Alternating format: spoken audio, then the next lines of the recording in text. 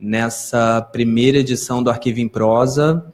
Eu sou Leonardo Fontes, coordenador de pesquisa e difusão do acervo. Dentro da nossa área, a gente tem a equipe de produção cultural, que está pensando diversos eventos, seminários e outras atividades para ajudar na difusão do acervo e do conhecimento que produzimos aqui no Arquivo Nacional. A gente pensou num evento mensal que tivesse um caráter de difusão desse acervo e do conhecimento, como eu disse.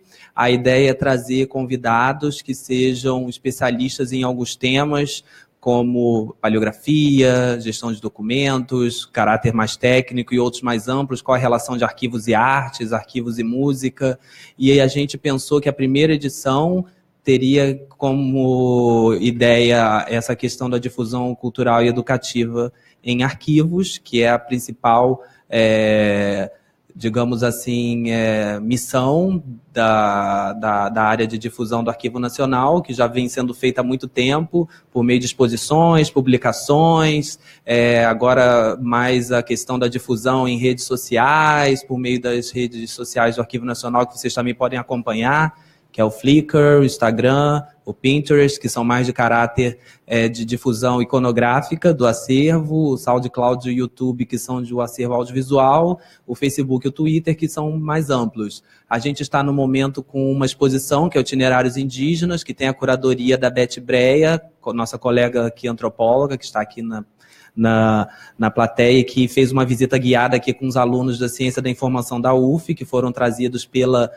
professora Rosemary Cabral, e com a co-curadoria da Cláudia Heinemann, que é outra colega nossa aqui, historiadora e pesquisadora do Arquivo Nacional, e as exposições são um dos principais meios justamente de fazer difusão cultural e educativa em arquivos, né? A professora Rosemary Cabral vai falar melhor sobre isso.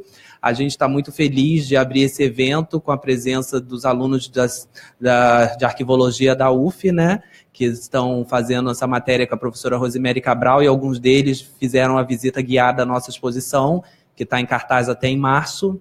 A nossa ideia com esse evento é ter um debate aberto, por isso o Arquivo em Prosa, né? Prosa dá a ideia justamente dessa conversa, por isso que a gente chamou vocês para descer e estarem mais juntos. A ideia é, após a apresentação da professora, fazermos perguntas e tirarmos algumas dúvidas, esclarecimentos. A gente agradece muitíssimo o convite da professora Rosemary Cabral, que é do Departamento de Ciência da Informação da UF. Ela é formada, sua graduação em Biblioteconomia na Universidade Federal do Estado do Rio de Janeiro. Ela é professora adjunta da UF do Departamento de Ciência da Informação. Ela é mestre em Memória Social pelo Programa de Pós-Graduação em Memória Social da Unirio e atua nos temas Alexandria, bibliotecas, memória e esquecimento, e ela tem um trabalho bem bacana na área de difusão cultural em arquivos, né? A professora também é doutora em Memória Social, então ela tem uma pesquisa bastante ampla e já há algum tempo nessa área, né? Então, por isso ela foi convidada. Então, a gente agradece aqui a professora Rosemary Cabral, espera que esse seja o primeiro de muitas prosas que vem por aí. A gente está pensando em diversos eventos dentro desse projeto, e a gente vai estar sempre divulgando nas nossas mídias, pede que vocês acompanhem nossas redes sociais e o nosso portal, e a gente chama aqui para compor a mesa a professora Rosemary Cabral, então, da UF. Obrigado. Enquanto a professora sobe, a gente agradece também a participação online, que a gente está tendo a transmissão ao vivo do Arquivo em Prosa na página do Arquivo Nacional no Facebook, e vai ficar depois disponível na própria página do arquivo no Facebook e posteriormente também no YouTube. Então, falando em difusão, são meios de difundir também essa palestra para os que não podem estar aqui presentes nesse momento. Então, é isso, gente. Obrigado. Professora Rosemary.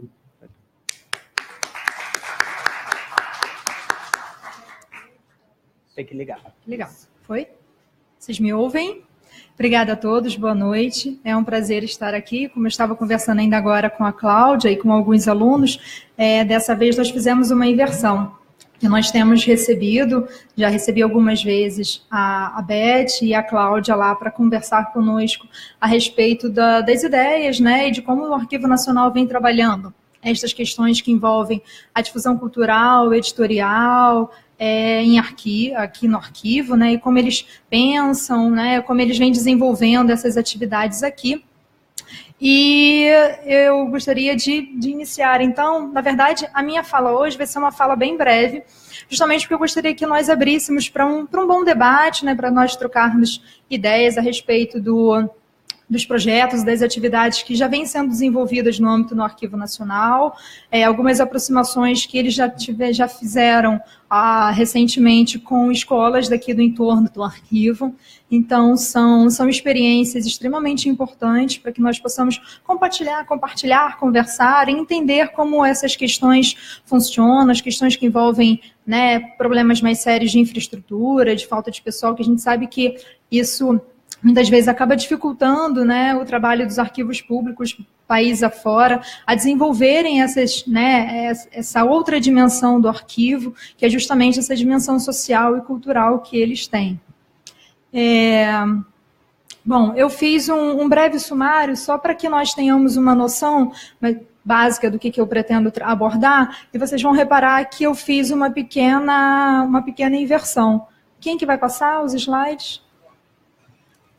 Eu fiz uma pequena inversão, não sei se vocês vão perceber, eu não fiz uma apresentação muito linear, né? Então resolvi começar a debater determinadas questões, introduzir outras e só então arrematar com algumas questões que eu acho que são importantes, que é justamente verificar como essas práticas culturais e educativas vêm sendo desenvolvidas, que práticas já vêm sendo desenvolvidas em termos de Brasil, em outros países, em especial a França, a Alemanha, a Itália. Então, eu dividi a minha apresentação da seguinte forma: o arquivo e os seus conceitos, o arquivo como lugar de memória, né, trazendo a ideia de Pierre Nora, difusão, efetivamente, né, os sentidos, né, os significados de difusão cultural, editorial e educativa em arquivos. Ainda existem alguns autores que trabalham com a ideia de mediação cultural, né, eu não vou abordar essa perspectiva aqui. E para que tudo isso literalmente funcione, é necessário uma política pública cultural que dê um embasamento para que esses arquivos tenham subsídios para desenvolver essas atividades. Justamente pensando os arquivos como espaços culturais. As práticas nacionais e estrangeiras, conforme eu falei ainda agora, e aí que neste momento é que eu faço a inversão, né? Eu não começo com essas questões, mas eu trago ela um pouco mais à frente, que diz respeito justamente a ideias que envolvem o termo cultura e ação cultural. E aí eu pensei em algumas correlações entre a questão, entre essa dimensão que envolve a difusão cultural e educativa com uma ideia de ação cultural e de como isso... e aí, na verdade, é um certo devaneio meu, porque eu sou bibliotecária, eu atuei durante muitos anos em escola, né, em biblioteca escolar, e como essas ideias que envolvem o letramento informacional, como a gente poderia aproximar essas duas áreas, né? Na verdade, a gente discute muito na universidade a atuação da biblioteca escolar como um trabalho integrado entre o professor e o bibliotecário, mas trazendo esse outro viés, na verdade, pensando num tripé entre o arquivo, a biblioteca e a escola, né, e, obviamente, o arquivista, o bibliotecário e o professor. Então, eu trouxe algumas ideias meio birabolantes, mas eu acho que vocês vão entender mais ou menos o que eu quero com essas ideias. Obviamente, as considerações finais e as minhas referências. Bom, o que seria, então, o arquivo público, né? Na verdade, muitos aqui já estão, né, já são conhecedores desses significados. Então, eu trouxe breves conceitos, só para a gente, de repente, alguém não tenha uma visão mais próxima dessa questão. Eu realmente vou precisar de água, Leonardo. Eu esqueci de trazer a minha. Obrigada. Bom, e aí eu trago a fala do Schellenberg, né, que aí ele vai trazer justamente a ideia de que as razões para a criação dos arquivos públicos, ela se dá lá atrás, no século XVIII, ainda no período revolucionário francês. E aí ele traz uma citação que eu achei bastante interessante, que diz assim: é a necessidade de aumentar a eficiência governamental e a preocupação de ordem cultural, que vão fazer justamente com que o arquivo se volte, né, e ele se constitua num tipo de fonte cultural, dentre tantas outras como são os livros, os manuscritos e as peças que estão armazenadas em museus. Então, a gente percebe o quanto essa ideia dos arquivos como um lugar de custódia, como um lugar de preservação, como um lugar que armazena tudo que foi produzido pela administração pública, que, na verdade, o arquivo ele não precisa se voltar para essa função básica e essencial que ele tem, mas ele pode ampliar a sua atuação para além dessa prática já sedimentada e etc. e tal, que é justamente esse viés social e cultural. E aí eu trago uma ideia que é justamente a ideia do arquivo, isso eu já falei, né, só para poder trazer uma informação mais completa, que é justamente a função precípua de recolher, custodiar, preservar e organizar os fundos documentais originados na área governamental, transferindo-lhes, então, as informações de modo a servir ao administrador, ao cidadão e ao historiador. Então, a gente percebe que não é somente ao administrador e ao historiador, existe ali no meio um ser chamado cidadão, que muitas vezes acaba não tendo essa visão, né, do que é um arquivo público. Eu lembro que há uns bons anos atrás eu vim para a abertura de uma exposição aqui, e eu peguei um táxi na Praça Tiradentes, um taxista que já roda muitos anos no centro do Rio, pedi para que ele me trouxesse ao Arquivo Nacional. Ele disse que não sabia onde ficava. E aí eu pensei assim, gente, mas como assim? Um prédio monumental como aquele, ocupa um quarteirão gigantesco. E ele, não tenho ideia. Aí eu dei algumas explicações, ele... que ele não era a Casa da Moeda, eu falei assim, nossa, mas há muitos anos já não é mais. Mas por que serve esse lugar?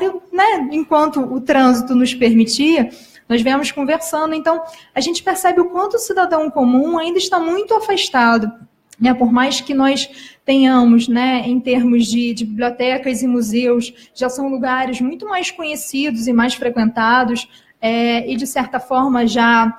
A população, de modo geral, já se sente pertencente a esses espaços, embora não com a dimensão, né, que nós gostaríamos que tivesse, né? Mas os arquivos públicos ainda têm, né, a população, de modo geral, ainda se sente um pouco afastada dele, digamos assim. E aí, o que seria essa função secundária? Seria justamente os serviços editoriais, culturais e a função educativa dos arquivos, pensando justamente numa dimensão popular e cultural. E com essa dimensão, o que o arquivo consegue? O que ele propicia? Ele propicia justamente uma visibilidade maior junto à comunidade. Não só no sentido, né, de se mostrar, né, de se apresentar os documentos, os fundos, os acervos ali armazenados, como também dar visibilidade ao profissional arquivista que ali atua, né? Porque ainda se tem uma certa visão do que é o arquivista, né? Como ele atua, qual é a atuação dele dentro de um arquivo. Então, essas ações, elas propiciam justamente, né, também isso, essa visibilidade ao arquivo, as potencialidades dele, e propicia também que haja uma sensação de pertencimento, inclusive, né? E isso, justamente, a partir dessas atividades que são desenvolvidas pelos arquivos públicos, a comunidade, os cidadãos, de um modo geral, eles se aproximam mais dos arquivos, seja, né, de uma maneira inicial, através de uma exposição, né, através do lançamento de um livro, através de alguma outra atividade. Eu lembro, assim que eu entrei, eu lembrei das rodas de samba que eu frequentava aqui dentro do arquivo, e eu sinto muita saudade dessas rodas de samba. Então, assim, são atividades justamente que atraem o público e que justamente mostram, né, quais são as dimensões desse arquivo, quais as possibilidades que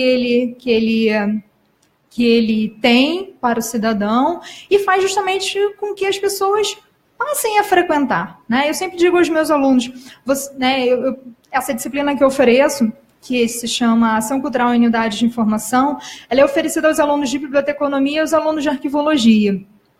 E aí eu sempre pergunto aos alunos, é uma pergunta clássica, quantos frequentam o arquivo né, de uma maneira geral? As exposições, os debates, as palestras, os simpósios. E aí é muito comum ter uma resposta super tímida. Um ou outro é que tem esse hábito de frequentar. Mesmo quando nós temos uma quantidade grande de alunos de arquivologia na turma, ainda assim existe uma frequência muito pequena. Né? Ainda existe uma ideia de que o arquivo é para o historiador, é para o pesquisador, né? Para um pesquisador já fazendo o seu mestrado, o seu doutorado, o seu pós-doc, mas não é comum nós termos essa visão do arquivo para o público, para o cidadão comum. Né?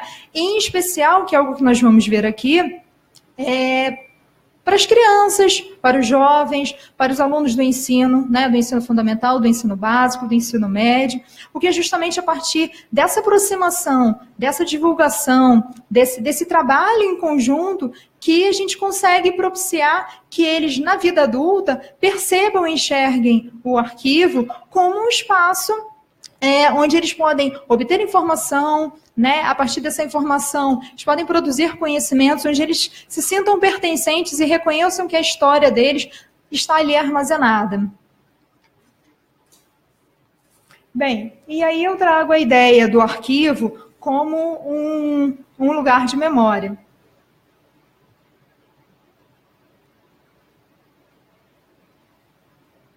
E aí que também eu faço uma pequena inversão, né, que quem é conhecedor do Nohá vai perceber que eu não começo por uma, não uma definição, mas uma citação mais comum, eu começo meio de trás para frente. Enfim, a minha mente, esses últimos dias, não está tão linear, então espero que vocês me compreendam. E aí eu trago, né, essa ideia do arquivo como lugar de memória. E por que esses espaços são criados? Por que os museus, os arquivos, as bibliotecas, eles são criados? O Nohá nos diz que se habitássemos ainda a nossa memória, não teríamos necessidade de lhe consagrar lugares. E aí existe essa problemática, né, que envolve memória e história, e o quanto muitas vezes esses termos, essas ideias se confundem. Então, memória para Nohá é justamente a vida, sempre carregada por grupos vivos. A memória ela é atualizada no presente. Então, a ideia de que a memória é algo fixo, que ficou guardado no passado, que você abre um baú e descobre as suas memórias, não é. Né? A memória ela é sempre a partir do tempo presente. Né? Você olha para o passado, você olha aqueles vestígios, você olha aqueles documentos e você atualiza essa memória no presente. Essas são questões muito importantes que muitas vezes essas duas ideias elas acabam se confundindo. A história, então, justamente por ser uma operação intelectual e laicizante, ela demanda análise e um discurso crítico. O arquivo, então, como lugar de memória, ele pode ser pensado da seguinte forma. Somente para os arquivos públicos, os especialistas avaliam que a sua revolução quantitativa, ela se deu em algumas décadas, ela deu um pulo exponencial muito grande e ela foi basicamente multiplicada por 1000. Então, a gente pensa como armazenar essa produção toda. Muitas vezes, assim como as bibliotecas, de certa forma, eu acabo fazendo um paralelo, né, com a ideia das bibliotecas de armazenar, de acumular, versus a ideia de selecionar. Então, o arquivista também, assim como o bibliotecário, obviamente respeitando as muitas diferenças entre essas duas atuações, ele precisa também fazer uma certa seleção. Né? Não dá para simplesmente acumular e reunir e custodiar tudo. E não só pelos meios técnicos de reprodução e conservação, mas pelo respeito ao vestígio. Pelo desaparecimento, justamente o desaparecimento dessa memória tradicional é que levaria a essa necessidade de guardar esses vestígios. E aí, uma outra fala do Nohá que nos diz que quanto menos a memória é vivida no interior, mais ela tem a necessidade de suportes exteriores. Daí essa obsessão em criar os arquivos.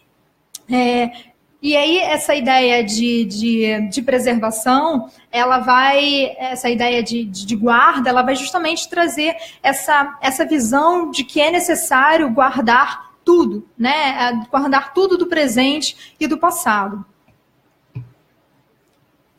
E aí eu finalizo com uma fala, que na verdade eu deveria ter colocado no início, mas a minha mente anda, né, diferente esses dias, que os lugares de memória, eles nascem e vivem do sentimento que não há memória espontânea, que é preciso criar arquivos, justamente porque essas operações não são naturais. E aí há lugares de memória, justamente porque não há mais meios de memória. Então, a sociedade, né, com os avanços que nós temos tido nas últimas décadas, cada vez essa produção é maior e cada vez essa sensação, né, de que nós estamos perdendo, né, não digo um certo controle, mas nós estamos perdendo essa memória, é que essa necessidade de criar esses espaços, né, e aí a gente tem também a ideia do Andreas Huyssen, né, do Huyssen, que traz que essa amnésia coletiva, ela vem justamente de se ligar à criação desses lugares de memória, justamente porque essa amnésia, ela vem tomando conta da sociedade. Então, a partir do momento em que você não tem mais condições de armazenar, de guardar, né, esses vestígios, né, ou melhor dizendo, essa memória, que há essa necessidade constante de se guardar esses vestígios, de reunir esses vestígios em determinados lugares, como as bibliotecas, os arquivos e os museus. E aí eu trago, então, as diferentes possibilidades para se pensar essa atuação social do arquivo, que são justamente, né, essas três dimensões principais, que são a dimensão difusão cultural, editorial e educativa. E eu trago pequenos significados do que seriam essas dimensões, para só depois, então, eu trazer algumas práticas que já vêm sendo realizadas no Brasil, para que a gente entenda um pouco as pequenas diferenças entre esses termos. A divisão cultural, então, ela se envolve justamente no que diz respeito ao serviço que planeja e desenvolve as ações culturais e propicia justamente a construção de conhecimentos ao envolver atividades tais como as exposições, as promoções de concursos e as palestras, em especial os debates, os lançamentos de obras na área, né, por exemplo, de História do Brasil, de História Geral, os simpósios, os congressos, as jornadas e reuniões, e essas atividades, elas possibilitam abordar a prática arquivística, a profissão, né, do arquivista, assim como outros campos da cultura. Se eu estiver indo rápido demais, vocês me avisem. Tomei um banho. Bem, o que seria, então, essa dimensão, né, que, na verdade, a gente considera como, na literatura, a gente considera como difusão educativa? São os serviços educativos que visam justamente o uso do arquivo como espaço de extensão pedagógica e fonte educativa. Como exemplos, nós temos as oficinas, as visitas, os cursos, as aulas nos arquivos, assim como as parcerias que são desenvolvidas, que são realizadas entre os professores e os arquivistas. O foco maior na minha apresentação vai se dar justamente nesta dimensão. Tá, nessas atividades que estão sob essa perspectiva do arquivo atuar como uma dimensão educativa. Existem inúmeros trabalhos, atividades sendo realizadas Brasil afora, em todas as regiões do Brasil. Eu vou citar aqui apenas algumas, né? Eu pesquei apenas algumas para mostrar o quanto isso vem sendo realizado no Brasil.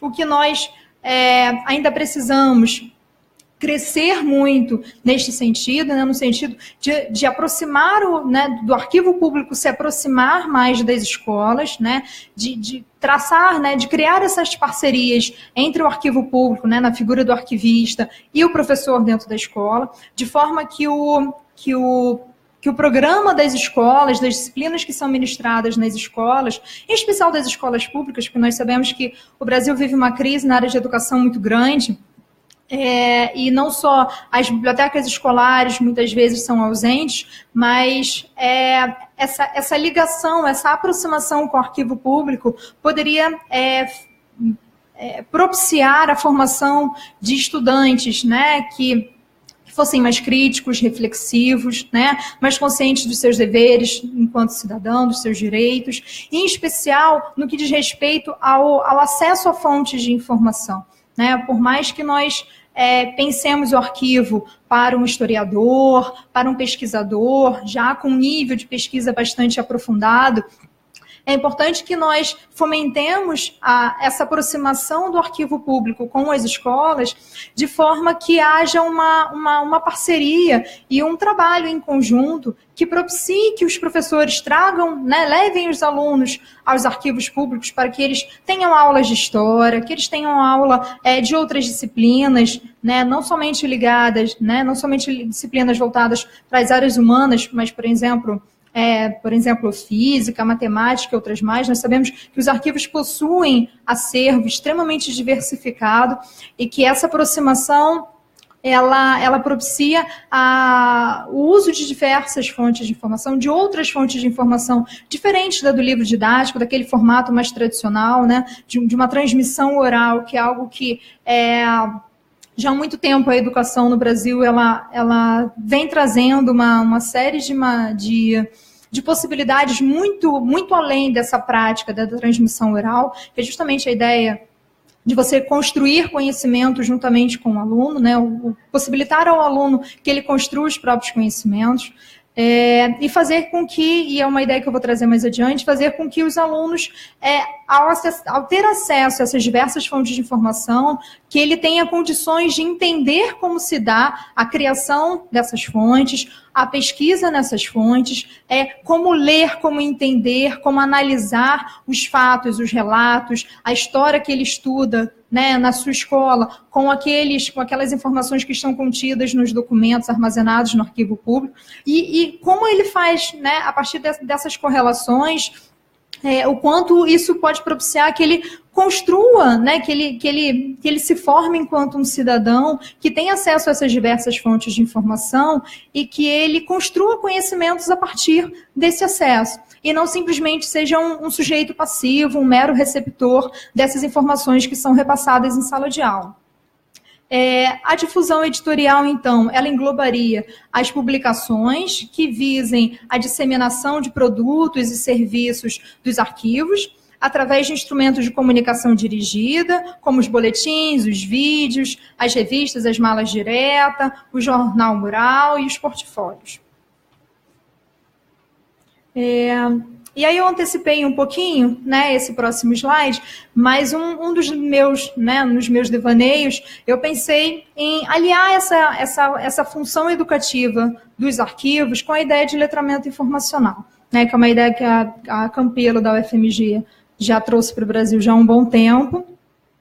Isso é muito mais pensado em termos de bibliotecas escolares, né, do quanto essas diversas fontes de informação que são oferecidas, não somente pela biblioteca, mas que estão disponíveis na internet, o quanto o bibliotecário ele precisa auxiliar o aluno, ele precisa atuar junto, né, de maneira integrada com o professor, para oferecer essas diversas fontes de informação, de maneira que o aluno consiga não só acessar, mas reconhecer a diversidade entre elas, a qualidade das informações que estão ali veiculadas e extrair disso material para que ele construa os seus próprios conhecimentos, né? Então, uma matéria de jornal, ou um vídeo, diversas outras fontes de informação que vão muito além daquele livro didático clássico que muitos de nós aqui, né, quando estivemos lá no ensino fundamental, no ensino médio, tivemos contato.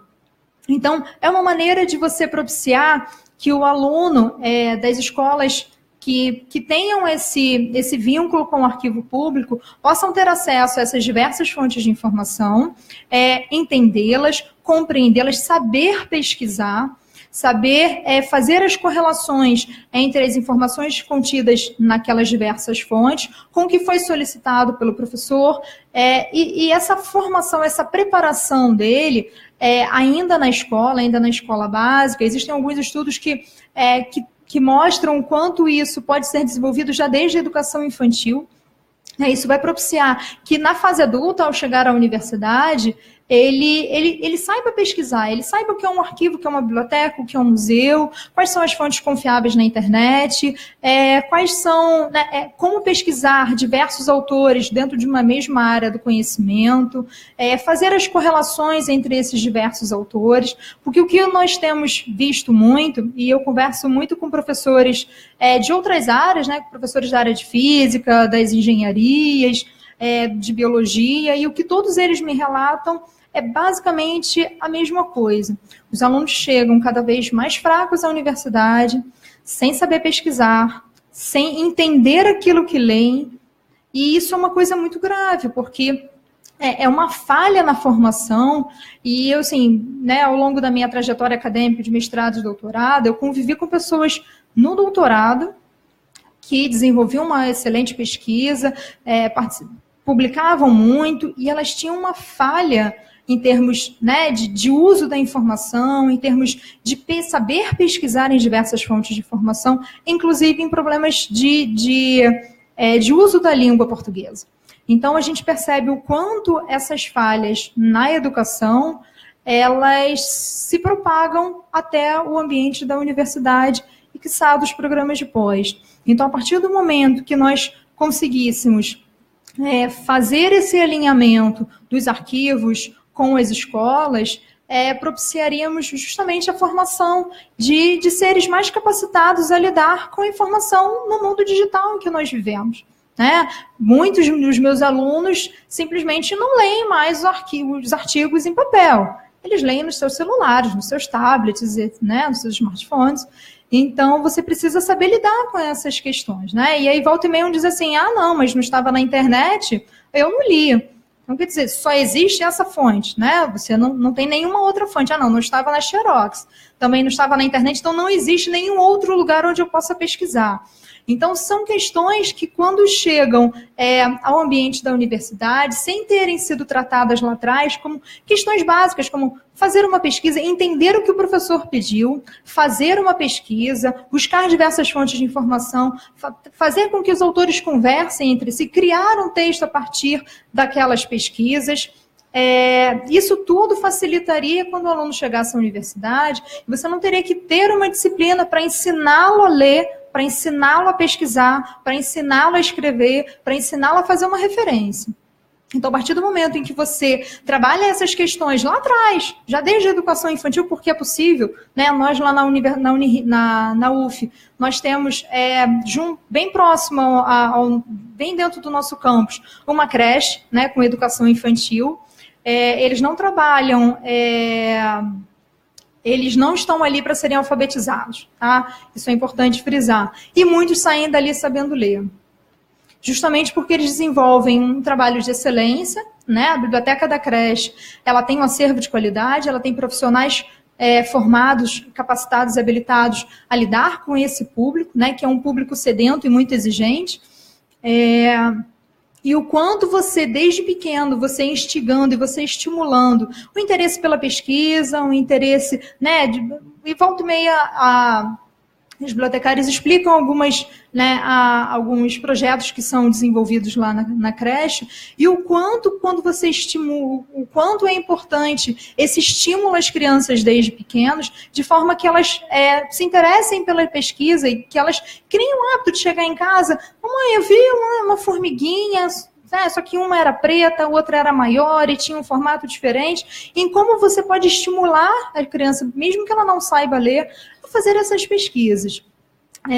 Então, eu trago justamente essa ideia, né? Essa aproximação, né? Talvez num devaneio, num sonho muito utópico, mas quem sabe um dia nós possamos, né, trabalhar em conjunto, né, as escolas com os arquivos, né, e aí dentro da escola o professor e o bibliotecário, obviamente com espaços que tenham estrutura e que tenham profissionais capacitados e habilitados a lidar com esses diversos públicos e com essas diversas fontes de informação.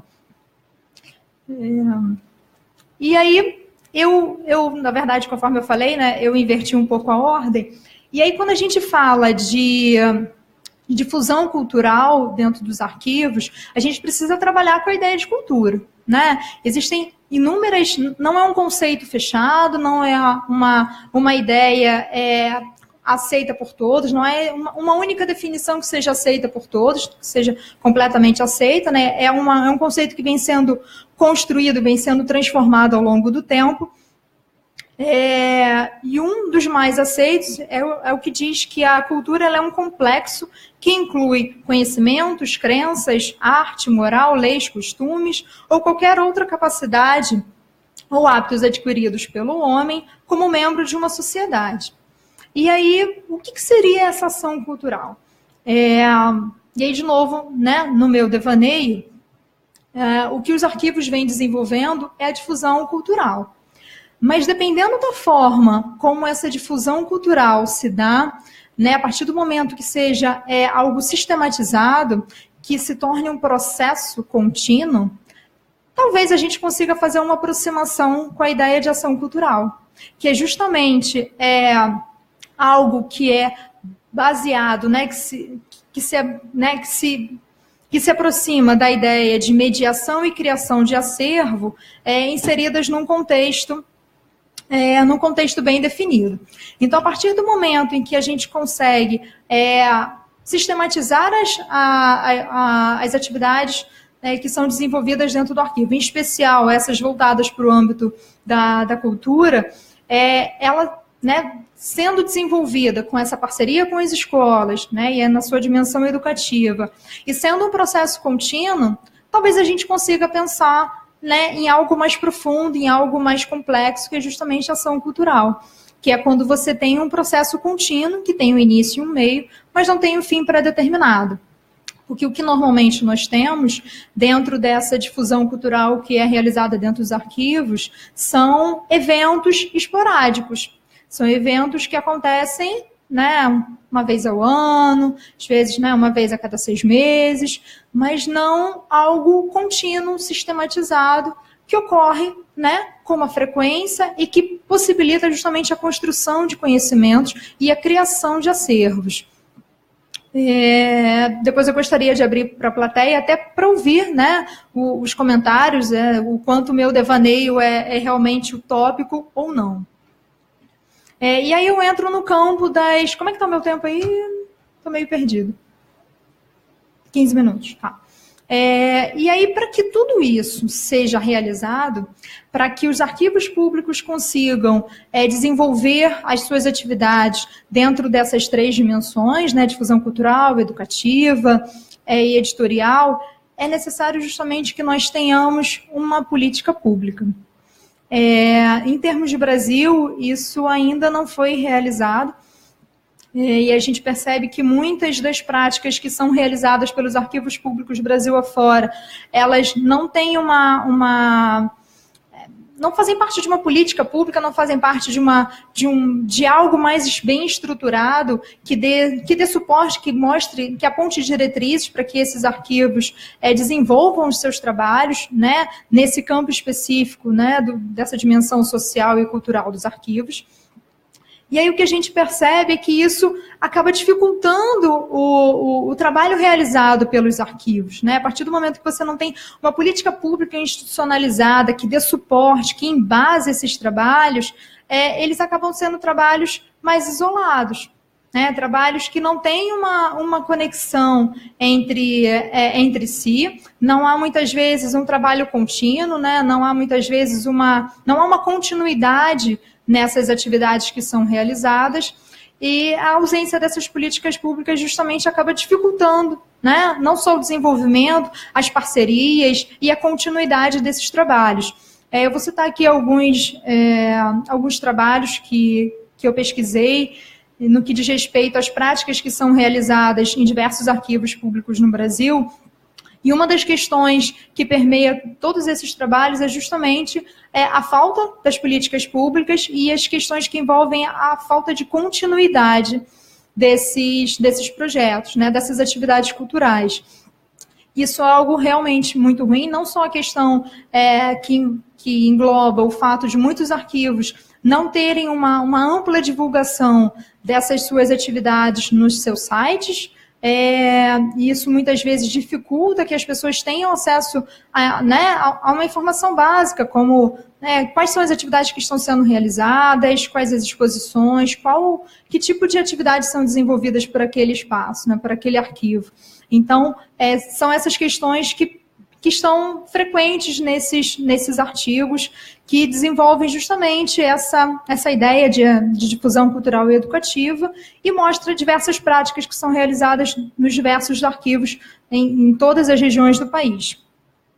E aí eu trago a fala do Jardim, que diz que essas ações, que o sentido da política cultural e da política pública, eles estariam muito próximos, e que seriam, então, ações concretas das autoridades do governo, com base em decisões que, por sua vez, partem de determinadas premissas, no processo que se estabeleceu ao longo do tempo entre as organizações.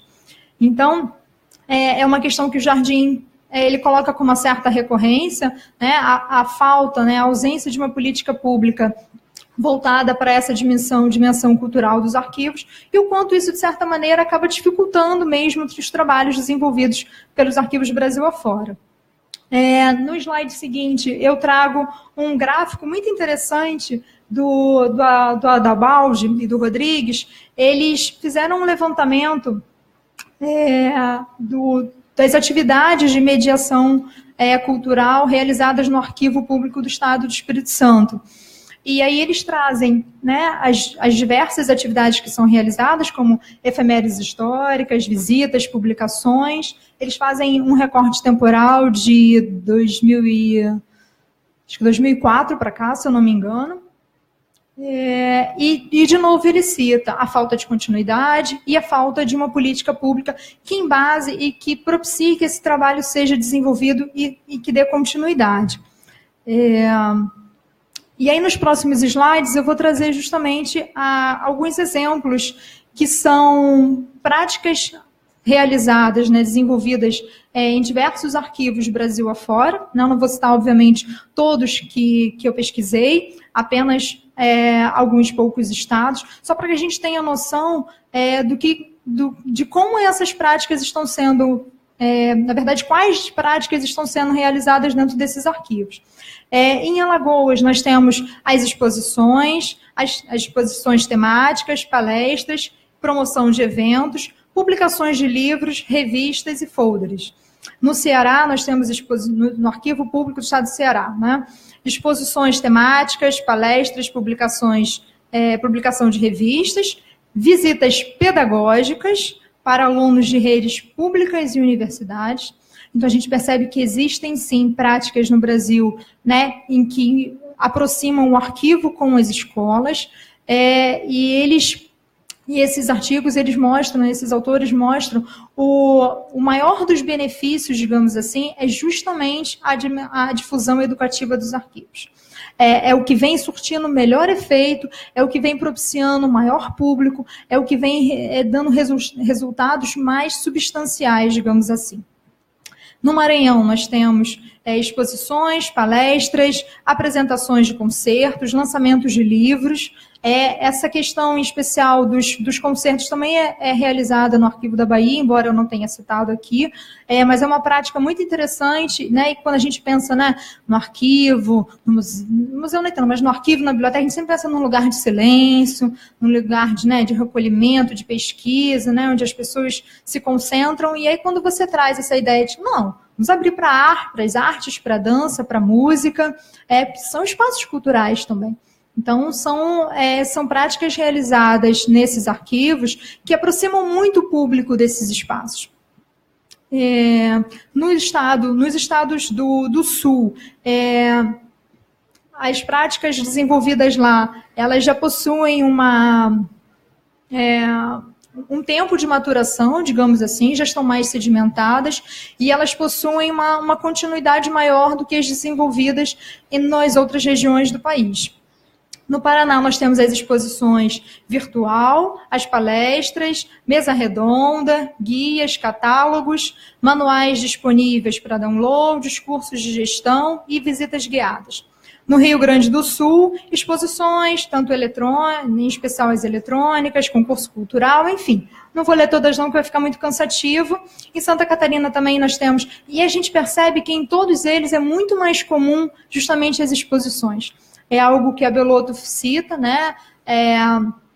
Justamente como sendo uma atividade mais comum dentro dos arquivos públicos, que é justamente as exposições. Então, ela diz o quanto nós podemos ainda aprimorar e aprofundar e ampliar essa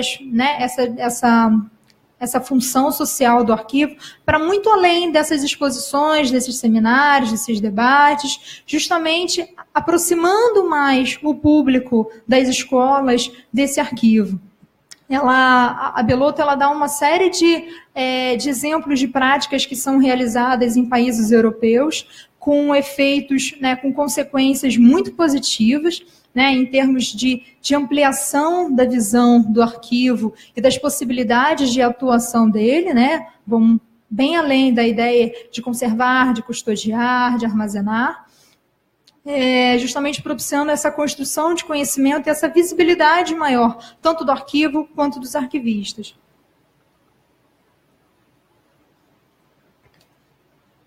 E aí, já estou finalizando, eu trago exemplos de atividades que são realizadas em dois países, em especial, e eu trago somente dois, para a gente não se estender muito, que são as realizadas na França e na Alemanha. A França ela tem uma prática nesse sentido, uma história, muito muito anterior no que diz respeito aos usos do arquivo como espaço social e cultural. Ainda em 1912, eles já tinham algumas... já em 1912 foi lançada uma diretriz do Arquivo Nacional, dizendo justamente que o arquivo público ele precisava se aproximar do grande público justamente através dessa função educativa. E no pós-guerra, essas atividades, os arquivos públicos foram pensados justamente para serem abertos e essas ações elas passaram a ser sistematizadas. E aí houve um crescimento gigantesco no que diz respeito aos arquivos públicos que se abriram e que passaram a desenvolver e a realizar uma série de atividades voltadas justamente para abrigar o cidadão comum dentro do seu espaço, no sentido de se aproximar das escolas. Então, a França ela é bastante pioneira, não só a França, mas a Rússia, a Polônia, outros países também, mas o que a gente tem mais informações, digamos assim, é justamente a França. E essa dimensão, esse hábito deles, não sei se o hábito não é o termo correto, mas essas práticas realizadas lá, elas já estão bastante sedimentadas. Então, eles têm uma série de atividades, que por exemplo, a seleção de um documento, em que é feito um trabalho na hora do almoço, que atrai justamente os trabalhadores que estão circulando pela região. Eles têm uma prática já muito antiga de transmissões radiofônicas, transmissões tanto de rádio quanto de televisão. Então, a gente percebe o quanto é possível desenvolver, realizar essa difusão cultural e educativa dos arquivos, desde que tenha algo sistematizado, desde que se torne uma política pública. Algo que, infelizmente, no Brasil nós ainda não temos. E aí eu trago alguns exemplos do que é realizado na França. Tem o evento do documento do mês, aulas de história no arquivo, um concurso jovem historiador que iniciou em 1953. Então, a gente vê que o desenvolvimento dessas práticas, a realização dessas práticas não é algo novo, não é algo recente, não é algo que está ainda sendo testado, não, é algo já bastante sedimentado, já bastante estruturado, que já surtiu, essa sociedade já vem colhendo inúmeros frutos dessas práticas justamente ao longo dessas décadas. Na Alemanha, o arquivista ele é muito utilizado para a elaboração de circuitos culturais, então ele é muito procurado pelo turismo cultural. Agências de turismo solicitam que eles façam sugestões de turismo, né, de circuitos culturais, porque ele é quem conhece muito bem, né, a cidade, a região. Eles são solicitados para fazer algumas correções, algumas, né, em folhetos, em material que eles distribuem. Então, o arquivista ele tem uma parceria muito grande com as agências de turismo nesse sentido. Os arquivistas ele participam também da realização de documentários. Existe a prática, assim como existe na França, nos Estados Unidos, no Canadá, dessas transmissões radiofônicas, né, documentários de documentos que sejam de interesse mais popular. A Alemanha também tem essa prática. Então, a gente percebe o quanto essas atividades elas já vêm sendo desenvolvidas há muito tempo nesses países, né? Nós sabemos muito bem que eu não trago esses exemplos aqui para que a gente possa comparar, não. É para a gente ter uma noção do que é possível fazer com relação aos arquivos, né? O que é possível desenvolver e realizar dentro dos arquivos públicos. E, obviamente, a ideia é que a gente possa, né, fazer uma certa aproximação com essas práticas que são realizadas em outros países, fazer as adaptações de acordo com a nossa realidade, de acordo com as nossas culturas, e de acordo com as nossas condições também, porque nós sabemos muito bem que muitos dos nossos arquivos, né, não têm infraestrutura, né, não têm condições mínimas de trabalho, faltam muitos profissionais para atuarem nesses arquivos. Então, a partir do momento que você não tem essa infraestrutura, você não tem pessoal, como é que você vai difundir, né? Como é que você vai trabalhar essas questões que envolvem a difusão cultural e educativa do arquivo se você não tem condições mínimas de trabalho? Então, essas questões costumam vir muito à tona quando nós discutimos, né, essas práticas realizadas pelos arquivos. Então, nós temos que levar em consideração as dificuldades que nós temos em termos de Brasil, né, não é simplesmente pegar esses modelos que são realizados lá fora, né, implementar aqui e ponto final. Não, vai ser a 8ª maravilha do mundo. Não, não é isso. Né? A ideia é que você faça uma aproximação, né? Pense a partir do arquivo que você tem, da comunidade que você tem, dos acervos que você possui, dos fundos documentais que você possui, e o que é possível realizar, como difundir aquele acervo para o grande público. Porque, afinal de contas, né, o arquivo também é uma instituição cultural. E aí, já finalizando, eu trouxe aqui algumas considerações finais. E aí, a ideia é justamente pensar nessa mudança de visão sobre a capacidade dos arquivos. Ela vai passar justamente por uma mudança de política institucional e também da visão que os próprios arquivistas possuem da sua profissão. O que muitas vezes a gente ainda tem é a ideia de que não, o público em geral não pode ter acesso a esse lugar, porque esse lugar é o lugar do pesquisador, é o lugar do especialista, não é o lugar do cidadão comum. Então, a gente ainda precisa vencer algumas barreiras no que diz respeito à visão que o próprio arquivista tem, né, da sua prática profissional, do seu ambiente de trabalho, e saber, né, que a sua profissão, que a sua prática profissional, ela engloba as funções técnicas que são essenciais à sua prática, como recolhimento, custódia, preservação e organização de fundos documentais, além da dimensão também educativa, social e cultural. Então, pensar o arquivo, né, como a sua função primária, né, de custódia, de preservação, mas como uma função secundária, a dimensão cultural, social e educativa. Né, respeitando, obviamente, as dificuldades que as instituições passam no nosso país. Para tanto, então, é essencial a criação de uma política pública, né, visando justamente subsidiar os arquivos públicos e os arquivistas, na elaboração de atividades que estejam devidamente sistematizadas e que envolvam tanto a área educativa, social e cultural, como uma forma de ampliar os públicos e possibilitar a formação de cidadãos mais críticos, reflexivos, né, e possa propiciar também a construção de novos conhecimentos.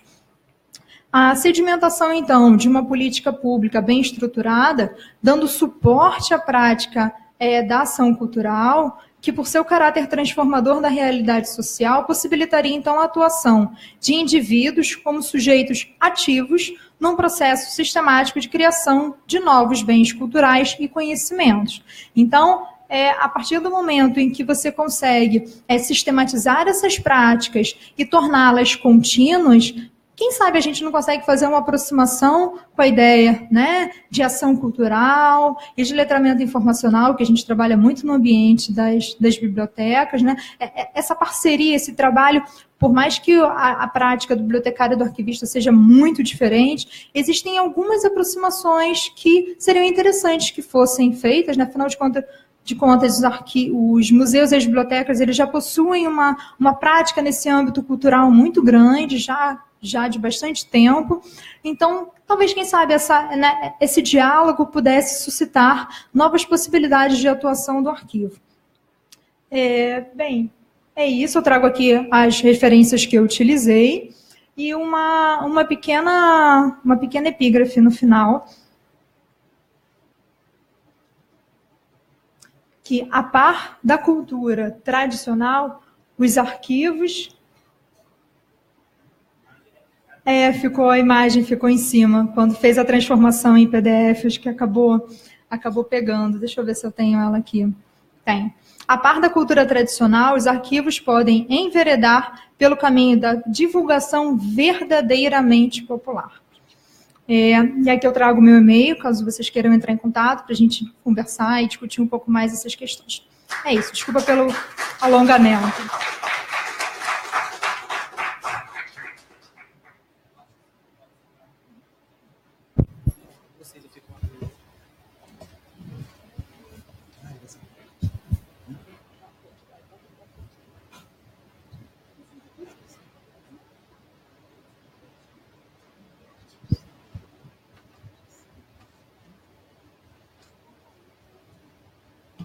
Boa noite, queria agradecer a excelente palestra, né? A gente fala prosa, mas foi, na verdade, uma palestra mesmo, com tanta quantidade de conhecimento. Eu anotei aqui umas 5 páginas, mas eu vou tentar ser sucinto para poder dar abertura à plateia para se manifestar. Estava acompanhando ali ao mesmo tempo a transmissão no Facebook, tem uma galera assistindo.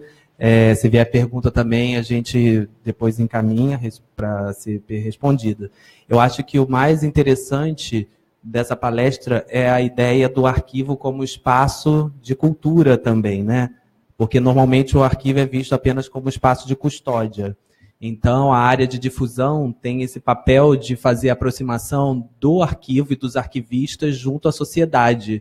E eu acho que o mais interessante é pensar na sociedade como um aspecto amplo, porque muitas vezes o arquivo é pensado para os arquivistas e os profissionais de arquivo. E o arquivo, na verdade, é para a sociedade. E até mesmo o desconhecimento do prédio do Arquivo Nacional, de onde fica o Arquivo do Estado, o Arquivo do Município, os arquivos como um todo em seus locais de pertencimento, são justamente por essa falta de uma sistematização de uma política pública mais definida dos arquivos como espaços de apropriação comunitária mesmo, né? As pessoas, os cidadãos fazerem uso dos arquivos não apenas quando necessitam de um documento probatório, quando vêm atrás de uma dupla cidadania, quando precisam alguma certidão, que normalmente a ideia de arquivo é essa, né? Eu vou ao arquivo apenas quando eu precisar. Então, eu acho que as ações culturais, elas servem para dar visibilidade aos arquivos e aos que os arquivos possuem como acervo e como conhecimento. Então, acho que essa fala da professora Rosemary é muito interessante, que ela vai de encontro ao que a gente tem tentado ampliar aqui no Arquivo Nacional, que é justamente a questão da difusão educativa e cultural, né, de uma maneira mais sistematizada. E é interessante pensar que já desde 2010, a professora deve conhecer que tem o Plano Nacional de Cultura e que visa justamente ampliar arquivos, bibliotecas e museus como espaços não só de memória, mas também de fruição cultural. Por meio dessas diversas ações que a professora elencou aí algumas, como exposições, oficinas, música, teatro. A gente teve uma experiência esse ano aqui no Arquivo Nacional que foi muito interessante, que é a Semana Nacional de Arquivos. Já tem há muitos anos a Semana Nacional de Museus, e a ideia é junto com os arquivos municipais, estaduais e outros arquivos, fomentarem atividades culturais para atrair a sociedade aos arquivos. Olha, existimos, estamos aqui localizados na rua tal, temos essas atividades, esses acervos, esses conhecimentos. Então foi uma experiência muito bem sucedida. Tivemos o feedback de alguns arquivos municipais, de pessoas que pela primeira vez pisaram no arquivo municipal. E aqui mesmo no Arquivo Nacional, algumas pessoas vieram ver peças de teatro e entraram pela primeira vez no prédio do Arquivo Nacional. Eu também já tive essa experiência de pedir um táxi para o Arquivo Nacional, é lá na Cinelândia. Não, fica ali do lado do Souza Guiar, e Souza Guiar todo mundo conhece. Então, na verdade, a ideia é tentar ampliar a visibilidade dos arquivos, e eu acho que os arquivistas também teriam um grande ganho com essa ampliação da visibilidade, que é justamente conhecer melhor o que é a profissão do arquivista, que não é só um encaixador de encaixador de papel, né? Não, o arquivista ele tem uma formação ampla, ele tem uma formação diversificada de história, de administração, justamente para dar a questão do acesso à informação de diferentes métodos. Então, para dar espaço à plateia, eu queria apenas fazer uma pergunta à professora, além desses comentários, que é essa questão da sistematização das ações culturais, né? De que forma a gente poderia, a partir de nós mesmos, né, profissionais ligados a áreas de arquivos, suscitar essa questão. A gente tem lá no MINC um colegiado que é o de política cultural, que eu fiz parte junto com outros colegas arquivistas do Brasil, em que a gente tentou levar junto ao Ministério da Cultura a ideia de arquivos também como espaços de promoção cultural. Então, essa discussão acontece com diferentes colegas da área de museu, de biblioteca, que estão mais avançados. Então, eu acho que é interessante, justamente, esse é um evento para se ampliar mais essa divulgação sobre a questão da difusão cultural. Eu acho que a ideia é a professora e outros especialistas nesse tema, mas a gente pesquisou bastante, a gente viu que ela é uma das referências na área, principalmente pelo artigo que ela teve na revista Acervo, que é um periódico técnico-científico que o Arquivo Nacional publica, e teve uma edição especial sobre difusão cultural em arquivos, e o artigo que abre essa revista da professora Rosemary Cabral. Então, eu acho que é bacana ela discutir isso com a turma na graduação, participar desses eventos, e eu gostaria de saber da professora, de que maneira ela enxerga nos últimos anos se essa questão da difusão cultural tem sido mais discutida na área de arquivos. A gente viu alguma literatura. Na Semana Nacional de Arquivos a gente teve a presença do professor Taiguara da Balde, que ele é da UFES, né, do Espírito Santo, que também pesquisa muito essa questão da mediação cultural em arquivos. E eu queria saber se a professora tem algum fórum, se outros professores participam dessa discussão, de que maneira essa questão da difusão cultural tem sendo discutida dentro das universidades e dos cursos de arquivologia, que eu acho que é uma coisa bastante interessante. Em termos de UF, essa disciplina ela faz parte, ela era obrigatória aos alunos de arquivologia e biblioteconomia, sempre foi obrigatória, mas recentemente ela deixou de ser obrigatória para os alunos de arquivologia, mas é algo que nós temos discutido já há bastante tempo dentro da universidade. Existe uma discussão e uma produção do pessoal da Bahia, da UFBA, dos estados do Sul também, Santa Catarina, Paraná, Rio Grande do Sul. Eles têm fóruns de discussão e eles vêm produzindo materiais e artigos muito interessantes. Ainda não temos, né, um grande número de artigos publicados nessa área. Ainda temos um número relativamente pequeno, né, quando nós comparamos com essas práticas em outros espaços, como os museus e as bibliotecas. Isso é algo realmente mais sedimentado, né, que já vem de lá de longos anos sendo praticados e realizados nesses outros espaços. Mas é algo que vem suscitando, né, até porque eu lembro, eu não vou me recordar exatamente o nome do evento, mas eu lembro que assim que eu entrei na UF, eu participei de um evento aqui no centro do Rio, que era um encontro internacional do pessoal de arquivo, e veio a Maria de Lourdes, do Arquivo Nacional da Torre do Tombo, para falar sobre as práticas realizadas no Arquivo Nacional da Torre do Tombo. E foi muito interessante, porque nós sempre temos essas dificuldades, né? Dificuldades financeiras, dificuldades de pessoal, de infraestrutura, e aí quando as pessoas perguntaram, né, ela fez uma palestra fantástica, incrível, como eles desenvolvem essas questões, né, de difusão cultural e educativa no arquivo. Eles têm todo um projeto em que eles se aproximaram das escolas públicas, então eles trabalham em comum acordo com os programas curriculares dessas escolas, no qual eles preparam exposições, eles preparam aulas que são realizadas dentro do Arquivo Nacional da Torre do Tombo, aulas que são dadas pelos professores em conjunto com os arquivistas que lá atuam.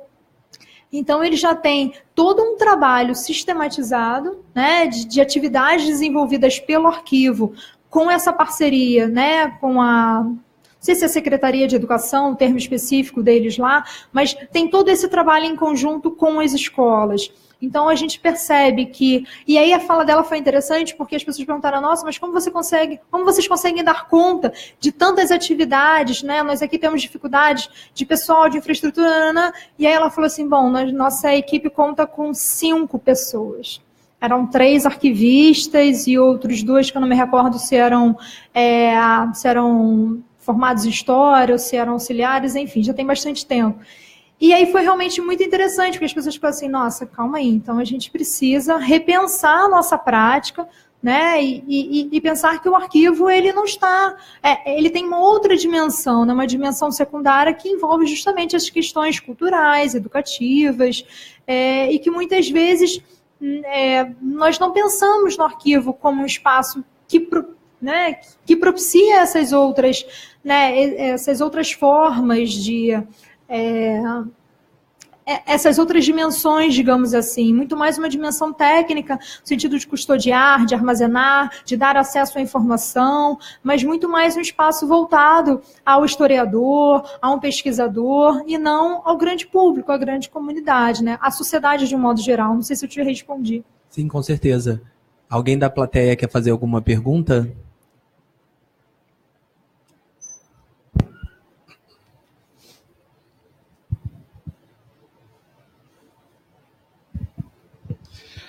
Há algum projeto do Arquivo Nacional realizar um interrelacionamento entre o arquivo com as escolas? Eu sei que vocês já praticaram uma vez com o Colégio Pedro II, acho que foi uma maneira positiva, mas isso tem vocês querem fazer isso continuamente? Existe algum projeto acerca disso?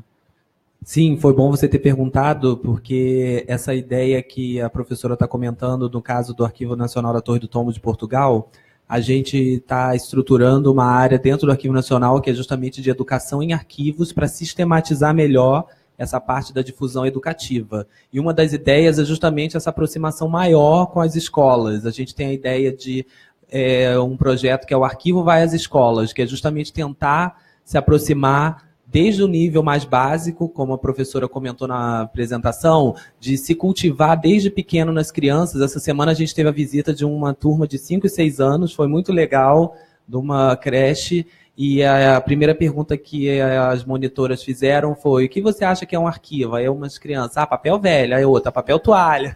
O que tem no arquivo? Então as pessoas não imaginam que tenham fotos, filmes, que tem a parte de difusão, que tem exposições, publicações. Então, desde criança, já se começa a ideia de se imaginar que um arquivo é o lugar do papel velho que fica guardado.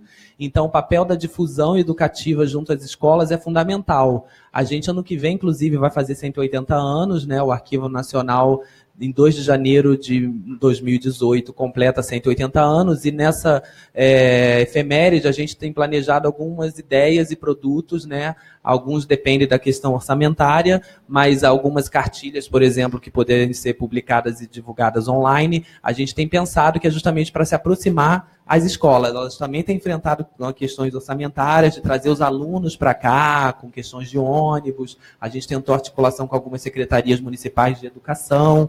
Então, a gente está tentando sistematizar, que eu acho que é o fundamental, que eu vou levar daqui, essa questão que a professora falou, a sistematização, que é o que a gente tem tentado de ações educativas e culturais, né, que eu acho que é sempre importante se pensar de que maneira estruturar essa aproximação com as escolas, né?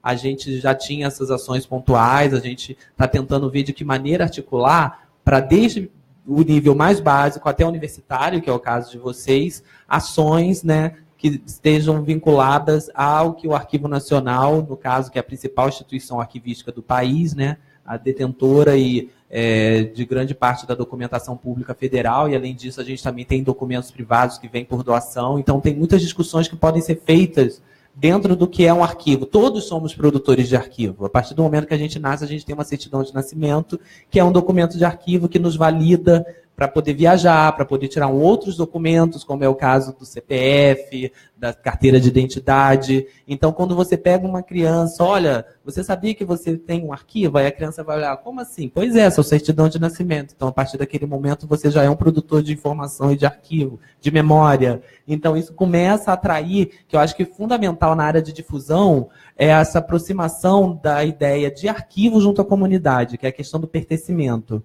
Então, se você tem isso junto às escolas, desde o nível mais básico, crianças de 5, 6 anos, que elas foram ver, por exemplo, a nossa fábrica de papel, foram ver como o papel utilizado na restauração é feito, elas ficaram encantadas vendo a maquininha, com a celulose.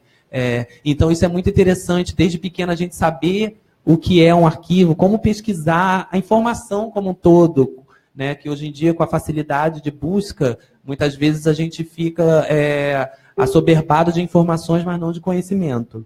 Então, na verdade, essa ideia que você comentou, a gente tem pensado da maneira de como estruturar, que eu acho que é fundamental nessa aproximação com as escolas, a questão do arquivo e do que ele tem para oferecer, que são seus acervos, seus conhecimentos, suas técnicas, seus produtos, inclusive produtos de difusão.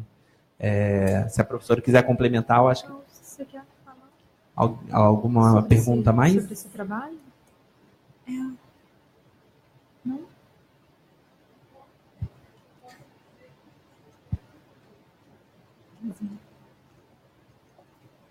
A Beth vai falar, ela foi coordenadora de pesquisa e difusão do acervo no Arquivo Nacional durante muito tempo, e ela é a atual curadora da exposição Itinerários Indígenas, que a turma aqui da UF visitou antes da nossa palestra. Eu quero até me colocar mais como uma professora aposentada e como uma pesquisadora, né? As experiências que a gente teve com o Colégio Pedro II, em especial, é a partir de um produto que o Arquivo Nacional produziu, que é o site, o Arquivo Nacional é História Luz Brasileira. E, então, quer dizer, é um site aberto que trata de vários temas relacionados à documentação do período colonial que o arquivo tem, em que são desenvolvidos temas variados. E, no caso do Colégio Pedro II, com o qual a gente tem uma parceria, alguns professores de diferentes áreas, não só de história, mas geografia e várias outras disciplinas, pensaram alguns temas do site e trabalharam em cima desses temas. E a gente fez assim, pequenos repertórios, vamos dizer, para eles, em cima dos temas que eles propuseram e que eles selecionaram. Foi uma experiência interessante, a gente pretendia ainda desenvolver mais, levando exposições para o Colégio Pedro II, que tem várias unidades, mas as questões orçamentárias são um problema sério. E aí eu queria aproveitar a carona e fazer uma pergunta para a professora Rosemary, quer dizer, primeiro considerando uma diferença que eu queria até saber se é procedente ou não, mas uma diferenciação conceitual entre divulgação e difusão, que eu acho que é importante isso ficar mais claro, e considerando que são questões diferentes, qual o papel da internet na difusão cultural, porque que a gente também tem que levar em conta essa dificuldade orçamentária, né? Cada vez mais todas as instituições estão tendo apertos graves, sérios, rigorosos com orçamento. Então, qual o papel que a internet pode desenvolver? Quer dizer, você, por exemplo, usa a internet para tuas aulas ou para tuas atividades, e como os alunos respondem a isso, um pouquinho saber como é que é a experiência disso e como a gente pode potencializar mais essa ferramenta, né? Que é uma ferramenta, a gente precisa ter um grande trabalho por trás para que seja uma ferramenta com efetividade, vamos dizer assim. Então, os alunos, muitos, né, já cresceram usando os celulares, os computadores, então para eles isso é realmente muito mais fácil. Então, assim que o Leonardo confirmou a palestra e que ele falou, olha, vamos divulgar, tipo, minutos depois eu recebi no meu WhatsApp o folder de uma orientanda minha, ela, olha, parabéns, que bom, mas assim, foi tão rápido, mas tão rápido. Eles estão realmente hiperconectados. Muitos, assim, se bobear 24 horas. E eles acompanham, né, o Facebook, o Twitter. Então, o que é divulgado nas mais diversas instituições, eles estão muito antenados, então eles ficam sabendo com uma rapidez, com uma velocidade incrível. Às vezes as coisas estão ali meio guardadinhas, e aí assim que você divulga, eles já estão... Então, esses eventos culturais, essas atividades culturais que são realizadas pelos arquivos. E nessa revisão de literatura que eu fiz, eu percebi que alguns autores, né, o Rodrigues, né, o Taiguara é um deles, explicita essa problemática no que diz respeito aos usos, né, que o arquivo poderia, que alguns arquivos públicos no Brasil poderiam estar fazendo melhor uso da internet, em termos de melhorar a formatação do seu site, a divulgação das atividades que são ali realizadas, desses projetos, né, dessas práticas de difusão cultural e editorial que são realizadas. Em alguns casos, eles não identificaram a continuidade dessas atividades disponíveis no site, né? Então, assim, houve um evento, mas depois não só não houve a continuidade do evento, mas também não houve a continuidade da informação a respeito do evento. Então, a gente percebe que o quanto o Arquivo Nacional está bem adiantado no que diz respeito, né, a essas práticas, porque são exposições virtuais, são... essa conexão de vocês com o Facebook, por mais que eu não seja usuária, e eles vão rir aqui, que eu realmente não sou usuária, mas a primeira questão é mais por uma questão filosófica de vida, né, em termos de vida privada versus pública, mas a gente precisa reconhecer que, de fato, é uma ferramenta que cada vez mais pessoas utilizam, por mais que muitas vezes a gente pense assim,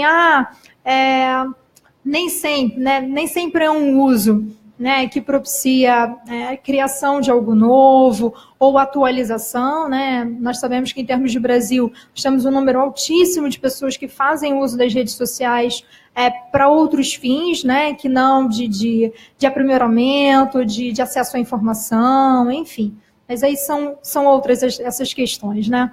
Mas que, de um modo geral, faltam aos arquivos ainda essa conexão maior, né? Essa atualização maior das suas práticas, dos trabalhos que são realizados dentro daquele, né, dentro do seu espaço físico, no ambiente virtual. Muitas vezes, e às vezes até informações básicas, muitas vezes não são obtidas naquele site. Então, há sim essa necessidade de manter esses sites atualizados. Isso é algo que a gente percebe que algumas instituições têm dificuldades em manter, até por uma questão muitas vezes orçamentária, né? Dependendo da instituição, há necessidade há um custo relativamente alto em se manter aquele site atualizado, dependendo do servidor que você tenha, dependendo do projeto que você tenha, que suporte, melhor, que dê condições para você manter um acervo muito grande digitalizado, por exemplo. Nós sabemos que isso tem um custo muito alto, né? Isso pesa muito, digamos assim, não, né, o pesar entre aspas, claro, mas que a necessidade de se manter essa atualização e sites, né, mais funcionais, eu esqueci um nome que se dá. Amigáveis, funcionais, acho que arquitetura da informação, alguma coisa nesse sentido, de manter esses sites mais funcionais, né? Às vezes até a versão mobile. Eu muitas vezes é preciso consultar algo, né, algo na rua muito rápido, e aí você percebe que o site não tem uma versão mobile que te permita, né, navegar e acessar informações e buscar informações. Então, às vezes, eu preciso botar ali nas minhas, né, no meu Keep, ali nas minhas notinhas, olha, quando chegar em casa, ligar o computador e fazer essas pesquisas, porque pela versão mobile você simplesmente não consegue obter, às vezes, uma informação básica, às vezes uma informação simples, né? Então, cada vez mais é necessário, sim, que as instituições arquivísticas estejam com os seus sites atualizados na internet, as suas exposições virtuais. Tá.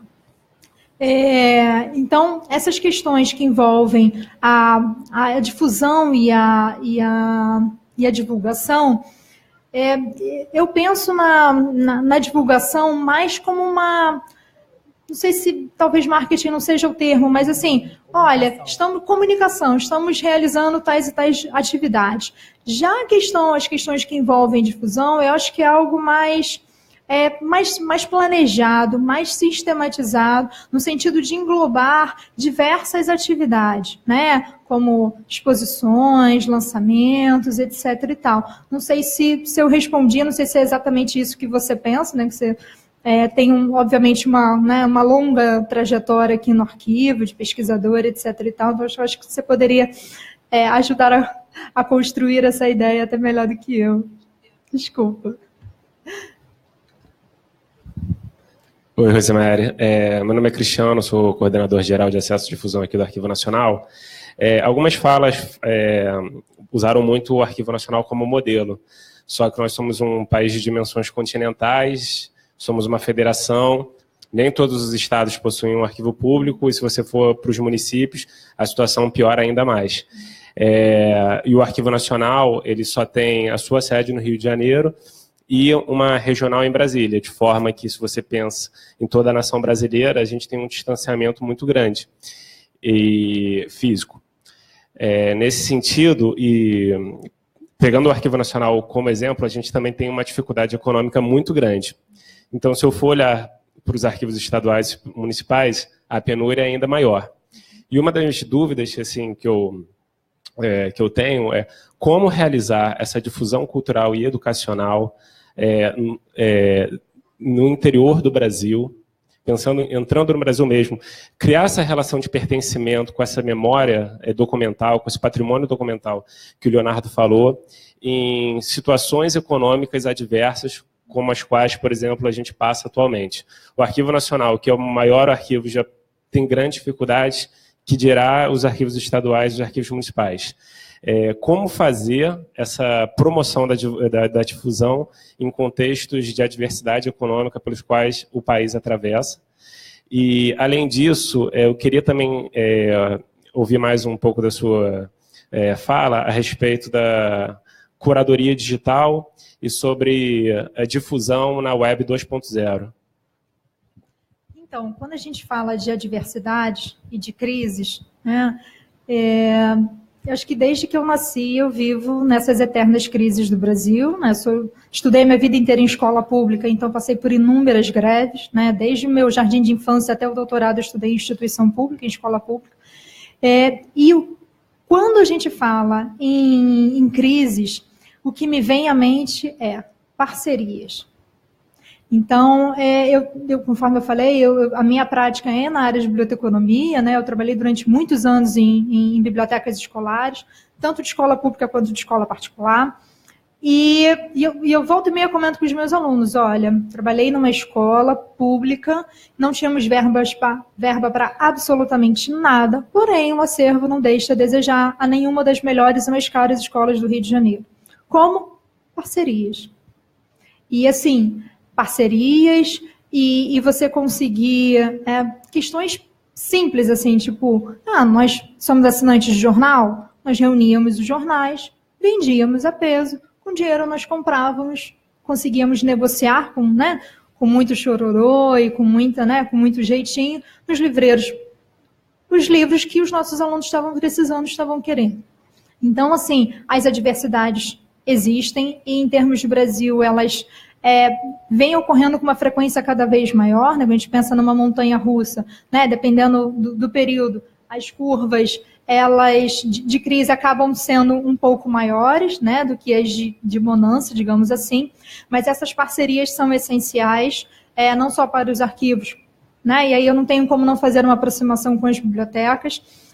As bibliotecas públicas, por exemplo, elas não têm verba nenhuma para aquisição, para compra de material. Como que elas se mantêm vivas e atualizadas? Através de parcerias, através de doações. Então, eles se aproximam, né? Existe uma parceria muito grande, né? Uma aproximação muito grande da comunidade. Então, olha, eu escrevi um livro, quero lançar na biblioteca, então, o que nós podemos fazer, né? Que política de troca, digamos assim, nós podemos realizar? Então, você lança o meu livro ali, eu dou, né? Não só esse exemplar, mas, de repente, alguns outros, né, para a biblioteca. Então, um morador da comunidade que desenvolve um trabalho na área de artesanato, ele oferece uma oficina de artesanato ali, e em troca, ele apresenta alguns quadros, ele expõe alguns quadros, enfim, uma série de atividades são realizadas nessas bibliotecas na mais total falta de verbas, e esses acervos são atualizados somente através dessas parcerias. Então, em termos de arquivo, a partir do momento em que você se aproxima da comunidade, em que você mostra para ela o que o arquivo tem em relação à vida dela, em relação à vida dela em comunidade, é possível, assim como os arquivos franceses conseguem realizar em algumas cidades, de você conseguir coletar objetos, materiais, fotos da própria comunidade, e isso acaba se tornando um fundo do arquivo, isso acaba se tornando, né, um local onde as pessoas se sentem pertencentes, se sentem representadas. Uma outra aproximação que a gente pode fazer, por exemplo, o Museu da Maré, não sei se vocês conhecem, aqui na Avenida Brasil. Ele é praticamente um dos pouquíssimos museus brasileiros que foram, né, construídos, constituídos e pensados a partir da comunidade. Né? Então, as pessoas doaram os seus objetos, seus móveis para o museu. Então, existe esse sentimento de pertencimento e de troca e de parceria. Não sei se isso é possível efetivamente ser implementado nos arquivos. Existem muitas diferenças óbvias, né, entre os arquivos, as bibliotecas e os museus, né, todos sabemos. Mas essas parcerias, elas realmente são muitas vezes a possibilidade de sobrevivência daquele espaço. Quando a gente pensa em criação de projetos de fomento, criação de projetos que sejam encaminhados a agências de fomento nacionais ou estrangeiras, nós temos algumas, em especial a Lei Rouanet, que nos dá, né, algumas condições de encaminhar projetos e obter recursos. Eu sei que não é fácil, sei que nós somos assoberbados pelo trabalho realizado dentro dos arquivos, que muitas vezes não há tempo, né, não sobra muito tempo para se pensar na criação de um projeto, na elaboração de um bom projeto que seja submetido a uma agência de fomento, né, de grande porte, que possa, então, subsidiar os projetos a serem realizados ali dentro, seja no sentido de manutenção do acervo, ou um projeto maior que possa digitalizar parte do acervo e ser colocado à disposição do grande público. Associação de amigos, muitas vezes, é uma possibilidade real, né? Assim, são pequenas possibilidades, né? São pequenas possibilidades que, às vezes, realmente possibilitam uma sobrevivência, né? Uma sobrevida. Eu sei que é um termo meio pesado, mas nós sabemos da penúria desses espaços Brasil afora. Então, eu citaria esses 3 itens, né? As parcerias, os projetos para as agências de fomento. Eu já até esqueci o outro que eu falei, as doações. E a partir essas associações de amigos, elas possuem uma estrutura diferente, né? As associações que possibilitam que entrem recursos nesses arquivos, justamente que não são os recursos oriundos da máquina pública, que nós sabemos que né, cada vez mais escasso. Até porque são espaços de cultura, são espaços que possibilitam o quê? Acesso à informação, construção de conhecimentos, cidadãos mais críticos e reflexivos, né? Então, por que esses espaços são muitas vezes né, sugados, são esmagados, digamos assim. Eu sei que às vezes eu uso uns termos meio duros, mas é porque essa é a realidade. Assim, eu vivi a realidade de uma biblioteca pública e a gente não tinha recurso para nada. Né? Desculpa, uma biblioteca de uma escola pública não tinha recurso para nada. A Biblioteca Parque Estadual aqui fechou. Está fechada. Era um mesmo. excelente espaço de promoção Exatamente. cultural daqui do nosso lado, enfim, né? Exatamente. E a última pergunta, para a gente finalizar, ela veio da internet, né? Para a gente conseguir questão do horário. Ela é da Andresa Barbosa e tem tudo a ver com o que a gente acabou de comentar. A Andresa Barbosa disse o seguinte: meu nome é Andresa Barbosa, sou de São Paulo e pesquiso sobre o tema.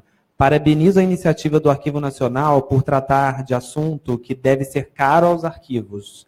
Creio que seja necessário reavaliarmos conceitualmente o papel dos arquivos diante da sociedade e, assim, fomentar a discussão para ampliar sua função. Tem espaço para todas as ações, gestão, preservação e acesso, mas também tem espaço para ações culturais e educativas dentro dos arquivos. Gostaria de saber da professora a receptividade dessa forma social de conceber os arquivos pelos gestores públicos. E, além dessa pergunta dela, tem outra parabenização, que é da Brenda Rocco. Ela foi servidora aqui do Arquivo Nacional e atual professora da Unirio.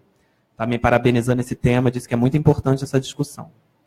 Então, a Andresa Barbosa quer saber, eu posso também responder um pouco como a parte do gestor público, né? Mas eu acho que ela está mais interessada no gestor público daqueles que comandam as políticas públicas, né? Prefeitos, governadores, senadores, né? Quem comanda a máquina pública e orçamentária, né? Essa falta de orçamento, já estou dando meu pitaco, mas eu vou passar para a professora. É também pela falta de visão dos arquivos como uma questão estratégica para o Estado, né? Por exemplo, o Arquivo Nacional era da Casa Civil, voltou para o Ministério da Justiça. Então, os arquivos, eles não têm um lugar próprio. Muitos estão na Secretaria de Educação, outros estão na Secretaria de Cultura, outros estão nas casas civis. E, então, eu acho que isso tem a ver com essa questão da visão dos gestores públicos sobre o que é o arquivo, né? O que são os arquivos. Então, ela quer saber dessa receptividade, da forma de conceber os arquivos, não só como espaços de gestão, preservação e acesso, mas também de difusão cultural e educativa. Então, nós sabemos que os nossos espaços culturais, né, não são, ou pelo menos deveriam ser, né, muito mais bem aparelhados, instrumentalizados, com infraestrutura. Você acabou de citar as bibliotecas Parque. As do Rio estão fechadas, a de Niterói reabriu há alguns 2 meses ou 3 mais ou menos, justamente porque ela foi municipalizada. Ela já tinha toda uma história de laços, né, com a sua comunidade, mas nós sabemos que não só em momentos de crise, mas de um modo geral, não são espaços que não são valorizados. Então, em momentos de crise, onde vão cortar justamente na cultura, na educação, né? E às vezes, inclusive, na saúde. Então, em termos de gestores públicos, existe um texto que eu acho muito curioso, assim, muito interessante, do Luiz Milanese, chamado Factotum, do livro A Casa da Invenção. E aí ele fala uma historinha de uma cidadezinha do interior, que o prefeito recebeu verba para contratar uma bibliotecária, e ele foi lá dizer, olha, não, eu não preciso de uma bibliotecária, eu preciso de uma banda. E aí, não, a verba é para a bibliotecária. Não, mas a dona Semiramis, desde que eu era criança, ela está lá na biblioteca pública, a gente não precisa de outra, né? Deixa a dona Semiramis lá. A dona Semiramis já se aposentou. Não, a gente não precisa de biblioteca na cidade, nós precisamos de uma banda.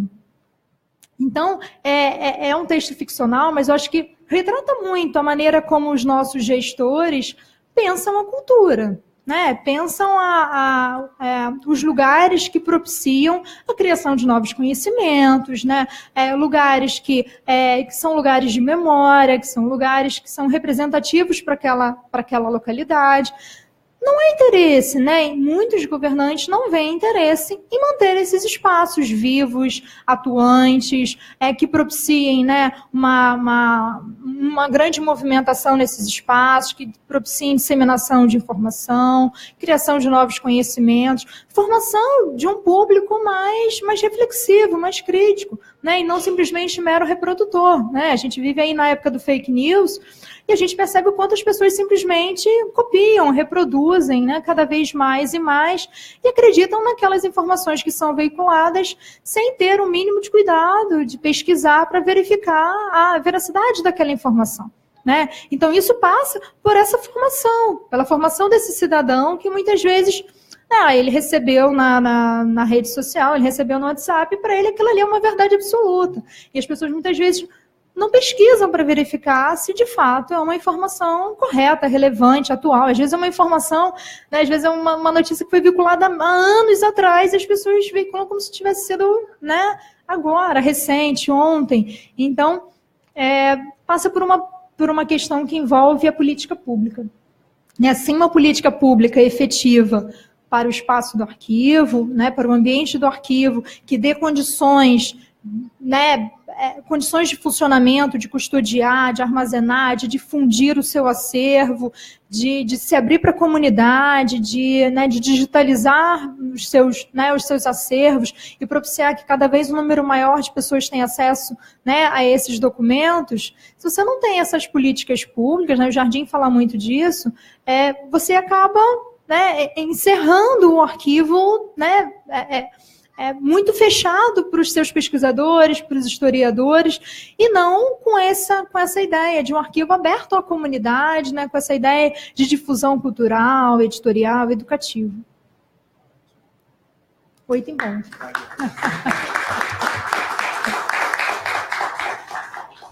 A gente encerra aqui essa primeira edição do Arquivo em Prosa com essa conversa que deu novas ideias, e então a gente pretende outras vezes contar com a professora Rosemary Cabral em novas oportunidades, que é um tema que nos atrai bastante, me atrai especialmente, não só por estar agora lá na coordenação de pesquisa, mas por entender o arquivo também como um espaço de difusão cultural. Eu acho que isso é fundamental, a gente começar a discutir mais sobre isso, inclusive em termos conceituais. Para isso a gente conta com o apoio da professora e de outros especialistas na área. Agradeço muito a sua participação, a gente espera você aqui em novas oportunidades, com outras turmas, outros alunos, visitando sempre o Arquivo Nacional.